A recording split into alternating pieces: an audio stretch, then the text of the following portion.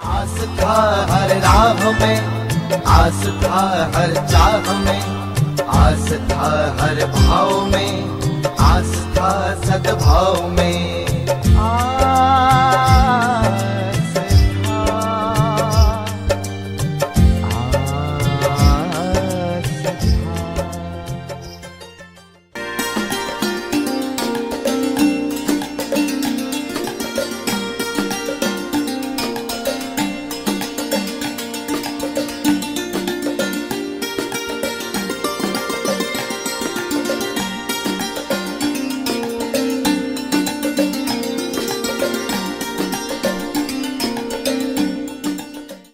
नारायणं नमस्कृत्य नरो चैव नरोत्तमं देवीं सरस्वतीं व्यासं ततो जयमुदीरयेत्।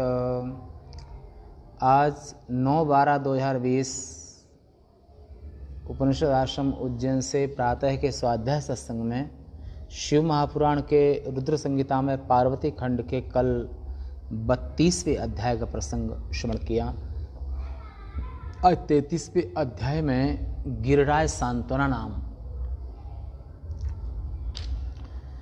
ऋषियों ने कहा, जगत पिता शिवः प्रोक्तो जगन्माता शिवा मता तस्माद्देया त्वया कन्या शंकराय महात्मने। सप्त ऋषियों ने कहा कि शिवजी को जगत के पिता और शिवा पार्वती को जगन माता कहते हैं, इसलिए महात्मा शिवजी को तुम्हें अपनी कन्या दे देनी चाहिए। ऐसा करने से तुम्हारा जीवन सफल हो जाएगा, तुम निसंदेह जगत गुरु के भी गुरु हो जाओगे। इस प्रकार सप्तऋषियों की बातों को सुनकर हाथ जोड़कर गिरिराज ने ये बात कही, सप्तऋषियों, आपने जो कुछ कहा उसे मैंने पहले ही शिवजी की इच्छा से स्वीकार कर लिया था। इस समय एक वैष्णव धर्म वाले ब्राह्मण ने आकर के शिव को लक्ष्य करके प्रेम पूर्वक हमें उसके विपरीत माने कि शिव के विपरीत समझाया।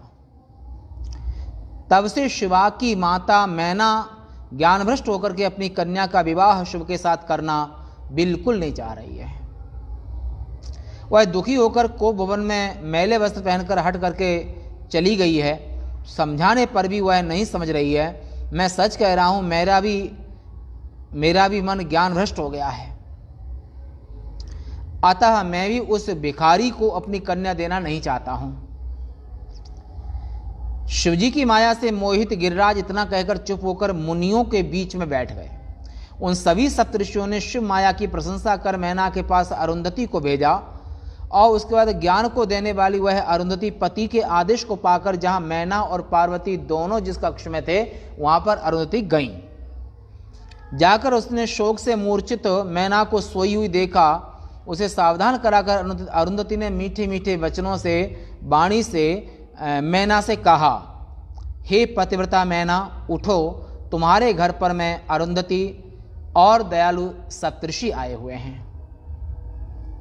अरुंधति के स्वर को सुनकर शीघ्र उठकर लक्ष्मी के सदृश तेज युक्त होकर उसे अरुंधति को मैना ने प्रणाम किया। मैना ने कहा, आज हमारा कौन सा पुण्य उदय हुआ है जो संसार के विधाता पुण्यात्मा वशिष्ठ की पत्नी हमारे घर पधारी। हे देवी, आप किस लिए आई हैं? आप विशेष रूप से मुझसे कहिए। मैं कन्या सहित आपकी दासी हूं, आप कृपा कीजिए। मैना के ऐसा कहने पर उसे बहुत समझाकर उसे लेकर अरुंधति वहां पर आई जहां सप्तऋषि गण बैठे हुए थे। उसके बाद वाक्य विशारद उन ऋषियों ने शिवजी का ध्यान करके आदर से गिरिराज को समझाया, हे हिमाचल, हमारे शुभ कारक वचनों को सुनो। शिवजी को पार्वती देकर संहारकर्ता के ससुर बन जाओ। ऐसी उन्हें सलाह दी कि महादेव के ससुर बन जाओ।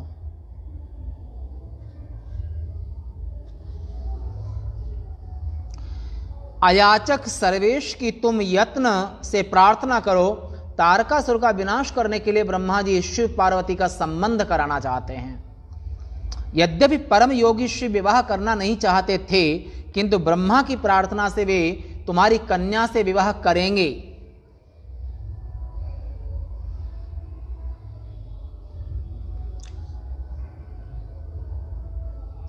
नो सुकोदार संयोगे शंकरो योगिनां वरः विधे प्रार्थनया देवः तव कन्यां ग्रहीष्यते। विधाता के अनुग्रह निवेदन करने पर उनने ये बात स्वीकार कर ली है। तुम्हारी कन्या ने उनको पाने के लिए बड़ा भारी तप किया है। 3000 वर्ष से ऊपर तपश्चर्या की है। कहां पर की है? हिमालय में, यानी कि गंगा जी जहां से निकली हैं गंगोत्री के ऊपर में, जिसे तपोवन कहते हैं। आज भी लोग जाते हैं और गौमुख के ऊपर से रास्ता निकलता है, ऊपर से गौमुख बाई तरफ से रास्ता निकलता है ऊपर तपोवन, और वो तपोवन है। वहाँ पर महादेव ने सती के वियोग में 60,000 वर्षों तक तप किया। माता पार्वती ने पति को पाने के लिए उस जगह पर बड़ी भारी कठोर तपस्या की। ये केदार और गंगोत्री का पास का क्षेत्र है। ऋषियों के वचनों को सुनकर डरा हुआ हिमालय कुछ हंसकर नम्रता के साथ इस तरह से सतऋषियों से कहने लगे। हिमालय ने कहा, मैं शिवजी के पास कोई संपत्ति नहीं देखता, न उनका घर है, न उनके बंधु बांधव हैं। उस विरक्त योगी को मैं अपनी कन्या देना नहीं चाहता हूं। आप ब्रह्मा के पुत्र हैं, मुझे क्या करना चाहिए? और क्या कन्या के विपरीत वर को यदि पिता काम, मोक्ष या भय से कन्या दे देता है तो वह नष्ट होकर नरकों में जाता है। कितनी सुंदर बात कही है। काम, भय और लोभ लालच में अगर कन्या अयोग्य को दे देता है तो पिता नरक जाता है। वरायानन रूपाय पिता कन्यां ददाति चेत कामात, काम से, कामात, मोहात, भयात, लोभात, लोभ से, भय से, काम से, मोह से, स नष्टो नरकं व्रजेत। ऐसे स्वजन परिजन माता पिता नरक जाते हैं तो काम, भय, क्रोध और लोभ से कन्या को अयोग्य को दे देते हैं। मैं अपनी इच्छा से शिवजी को कन्या देना नहीं चाहता। हे ऋषियों, जो उचित हो वैसा हमें समझाइए। हिमालय के इन वचनों को सुनकर बोलने में कुशल वशिष्ठ ने उत्तर दिया, हे पर्वतराज, तुम मेरी बात सुनो। धर्म के अनुकूल कार्य इस लोक परलोक में हमेशा सुख ही सुख देता है। हे शैल, लोक और वेद में 3 प्रकार के वचन होते हैं। शास्त्र को जानने वाला निर्मल ज्ञान चक्षु से सब कुछ जानता है।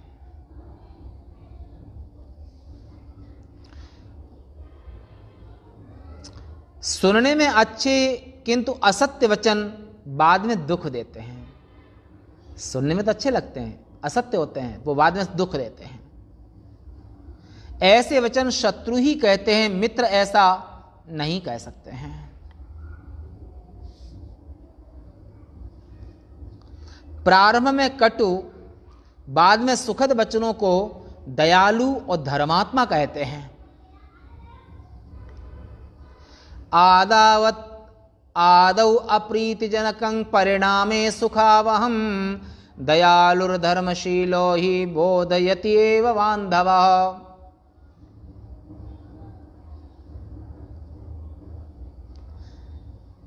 पहले कटु होते हैं, बाद में बहुत सुख देते हैं। ऐसे बंधु जो स्वजन लोग ऐसी बात बोलते हैं। सुनने में अमृत के समान, सब समय दुख देने वाला सत्य का सार तथा हितकर वचन उत्तम होता है। सुनने में अमृत के समान, सब समय सुख देने वाला, वर्तमान, भूत, भविष्य तीनों में जो सुख देने वाला, और सत्य का सार,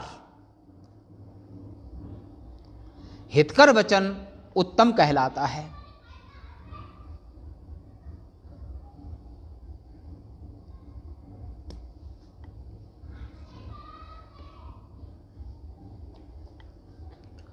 श्रुतिमात्रा सुधातुल्यं सर्वकाल सुखावहं सत्यं सारं हितकरं वचनं श्रेष्ठमेप्सितम्। नीति शास्त्र में इस प्रकार त्रिविध वचन कहे गए हैं इन 3 प्रकार के बातों में जो तुम्हें अच्छी लगती हो वही मैं कहूं। देवताओं के स्वामी शिवजी रजोगुण वाली संपत्ति से तो हीन है, परतत्व के ज्ञान समुद्र में उनका मन सदा डूबा रहता है। ज्ञानानंद के स्वामी को ब्राह्म माने रजोगुणी वस्तुओं के प्रति क्या इच्छा होगी। गृहस्थी अपनी कन्या को राज्य संपत्ति वाले को देता है और महादेव रजोगुण से रहित हैं।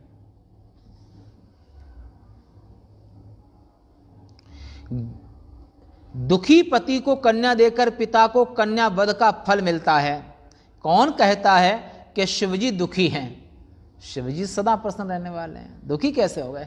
कुबेर जिनका सेवक है, जिसकी भावों के विलास मात्र से वह सृष्टि करने और उसका नाश करने में समर्थ हैं, वह निर्गुण परमात्मा परेश हैं, प्रकृति से परे हैं, जिसकी सृष्टि आदि करने के लिए 3 प्रकार की मूर्तियां हैं। सृष्टि प्रलय के लिए, सृष्टि स्थिति प्रलय के लिए क्रमशः ब्रह्मा विष्णु शिव जिनके नाम हैं। महादेव तो एक ही हैं, पर 3 कार्य करते समय पर उनके 3 नाम हैं।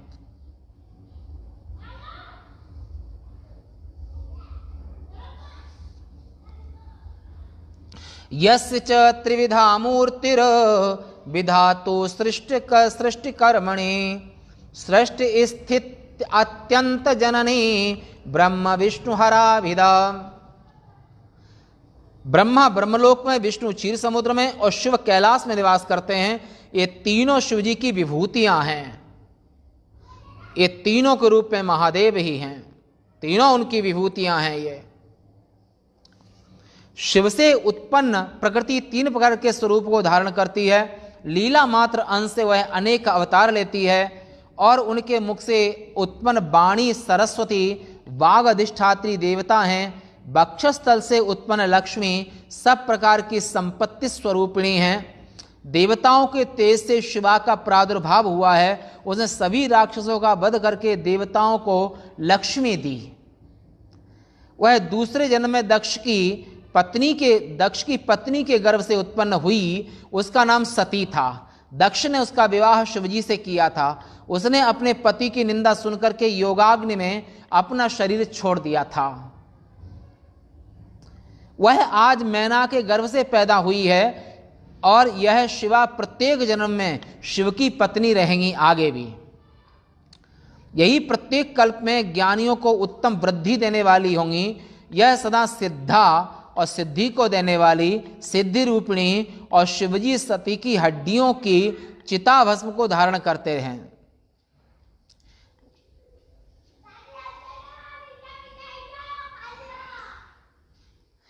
शिवजी सती की हड्डियों की चिता की भस्म को धारण करते हैं। इसलिए तुम अपनी इच्छा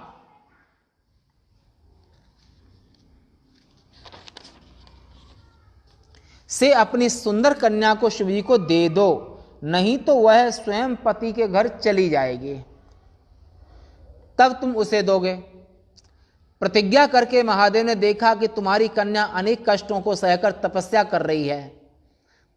तब वे स्वयं ब्राह्मण का रूप धारण कर जहां वह तप कर रही थी वहां आए।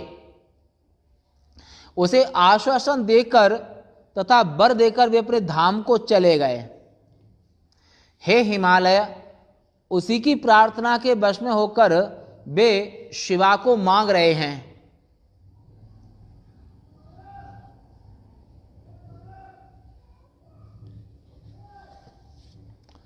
हे गिरिराज, शिव भक्ति में तत्पर तुम दोनों ने उसको स्वीकार भी किया था। अब कैसे तुम्हारी बुद्धि बदल गई? वहां से जाकर शिवजी ने हम अरुंधति सहित ऋषियों को तुम्हारे पास प्रार्थना करने के लिए भेजा है। हम तुम्हें समझाते हैं, तुम शिवजी को पार्वती दे दो।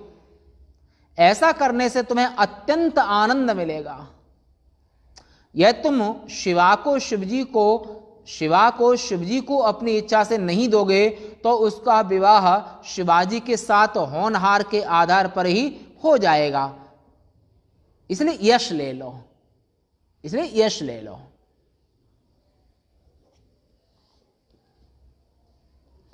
शिवां शिवाय शैलेन्द्र स्वेक्षया चेन्न दास्यसि भविता तद्विवाहोत्र भवितव्य बलेन च।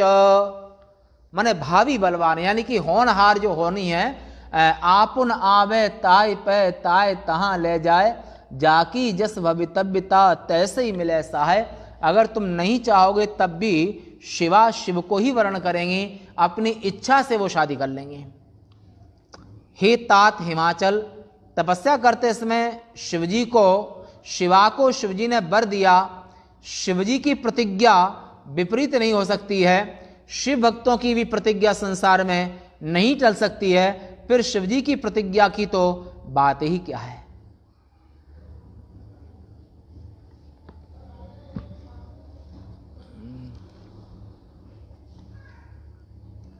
अहो प्रतिज्ञा दुर्लंघ्य साधूनामीशवर्तिनां सर्वेषां जगतां मध्ये किमीशस्य पुनर्गिरे। महादेव के भक्तों का वचन कभी टलता नहीं है, झूठा नहीं पड़ता है। महादेव के भक्तों की प्रतिज्ञा कभी झूठी नहीं होती है। तो फिर महादेव की प्रतिज्ञा कब झूठी हो सकती है कि महादेव तो पूर्ण ब्रह्म स्वरूप सत्य हैं। एक देवराज इंद्र ने खेल ही खेल में सभी पहाड़ों के पंख काट दिए थे। पार्वती ने सुमेरु की चोटी का नाश कर दिया था। एक के लिए अपनी सब संपत्ति का नाश नहीं करना चाहिए। कुल की रक्षा के लिए एक का त्याग कर दें, यह सनातन वेद वाक्य है।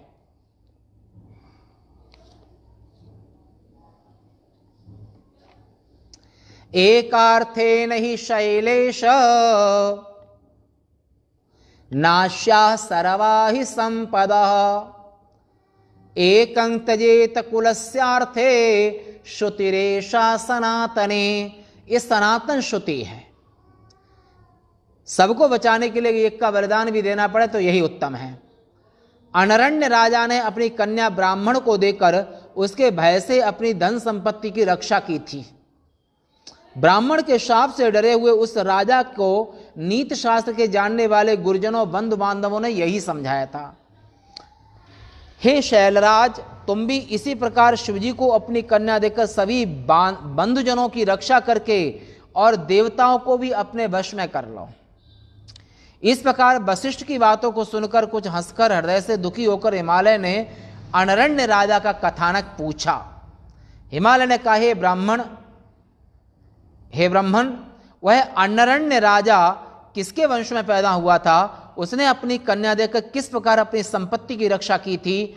हिमालय की इस बात को सुनकर वशिष्ठ प्रसन्न होकर उस राजा की सुखद कथा को हिमालय को सुनाने लगे। इत श्रुत्वा वसिष्ठस्थो शैलवाक्यं प्रसन्नधे प्रोवाच गिरये तस्मै नृपवार्तां सुखावहम्। अब ये वार्ता आपको कल सुनने को मिलेगी 34वें अध्याय में। आज का प्रसंग यहीं तक। बोलो शंकर भगवान की जय।